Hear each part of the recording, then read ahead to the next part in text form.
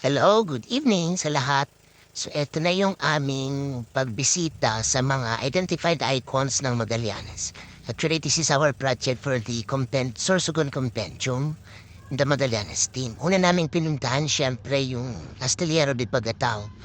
Ito yung isa sa mga icons ng Magallanes kung saan ito ay recognized ito ng National Historical Institute. So, yang angkla na yan, actually, ang nag-remind sa atin ng Astillero de Pagatao that Magallanes is part of the Manila-Acapulco trade during the Spanish era. So, Spanish time. And then, after that, tapos na kami sa Barangay Bihia. Actually, nililibot namin ang isla ng Bagatao. Ngayon, ang next stop namin ay papunta ang Magallanes team sa Parola kung saan isa rin ito sa mga icons ng Magallanes.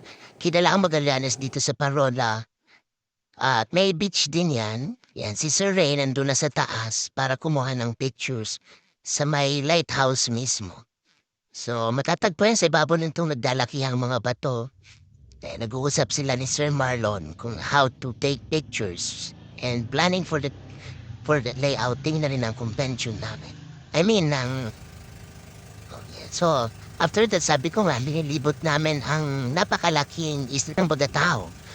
So, Bagatao is, and dito sa lugar na ito, gusto namin daanan ang Parolang Saday. Ayan, ang Parolang Saday. Ang ganda na, minimaintain din yan ng LGU at ng barangay.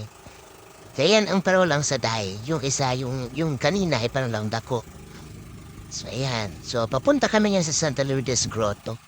So, andun na kami. Hindi na namin tinitarye kasi pero ang hirap, ang daming mga stairs. Tapos, ngayong araw naman na ito, pumunta kami sa Hibalon where the first Mass in Luzon was celebrated in 1569. Makikita mo ang daming mga, yan, may mga nagdumadayo talaga sila. You can see that. Maraming dumadayo dito sa shrine na ito ng Hibalon. Kilala kasi siya sa Magallanes. And knowing that Magallanes is the cradle of Christianity in the entire Luzon because it is believed that here we celebrated the first Mass in Luzon in 1569 by Fray Alonso Jimenez. Hindi ko na i-detalye kasi susulat din naman namin yan sa convention. So yan, ang shrine na ito ay sinagawa ng provincial government and sila rin ang nag-maintain niya. So, papasukin natin sa loob. So, medyo hindi siya malinis kasi nga panay ang ulan sa mga nakarahang araw. But let us see kung ano yung nasa loob niya. So, ayan yung shrine niya. Tapos may mga kiosk yan. Tigi sa bawat municipality ng Sorsogon Province. Siyempre, picture-picture din. Selfie-selfie rin tayo dito. Hindi pwedeng hindi. Andun yung cross sa loob ng shrine. So maganda rin dyan sa loob. Makikita mo yung may cross tapos pwede kayong nagsasagawa dyan ng misa sa loob. Yan yung mga upuan. So maganda siya. Yan, posing-posing muna. Tapos bababa tayo ayan. This one is the chapel. Yung chapel na yan ng Hibalon, ay nasa tapat lang ng Hibalon Shrine. Ito pala ay matatagpuan sa Sitio Hibalog sa Barangay Siuton. Tapos sa labas, nahihirapan yung dalawang kumuha ng pictures para ilagay sa compendium. Tapos naghanap kami ng kadena de amor na bulaklak.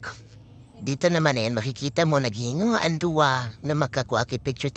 Pag-alam na maghanap kay mga burakan kadena de amor. You want to feature kadena de amor as the original composition ng taga-Magsiuton Magallanes. Yan, nakakuha kami ng mga kadena de amor na bulaklak doon sa sentro ng Magallanes sa progression. So, diba ang ganda? Yan ang kadena de amor. Pero ang gusto namin i-feature actually sa compendium ay ang kantang original na sinulat ng isang taga-Siuton. Isang napakagandang kanta na may pamagat na Nakadena de Amor na kinanta ni Jerisa Grutas sa Platinum Records at kinanta niya ulit sa Alpha Records sa buong Bicol kilala. So ayan, makikita mo. Tapos pumunta na rin kami doon sa Children's Park. We want to picture this one. Kaya lang ang hirap kumuha ng pictures dito kasi may mga Christmas decorations na. So anyway, enjoy na lang namin yan, yung scenery ng Children's Park para na rin kami mga children. So ayan, so ito yung replika ng galyon na ipinarada ng Magallanes during the Kasanggayahan Festival. So nilagay na dyan ng LGU. So LGU ang nag-maintain nitong Children's Park. So ang gandang pasyalan. So after this, pumunta na kami doon sa munisipyo at nagtanong sa municipal tourism. So ayun lang, thank you.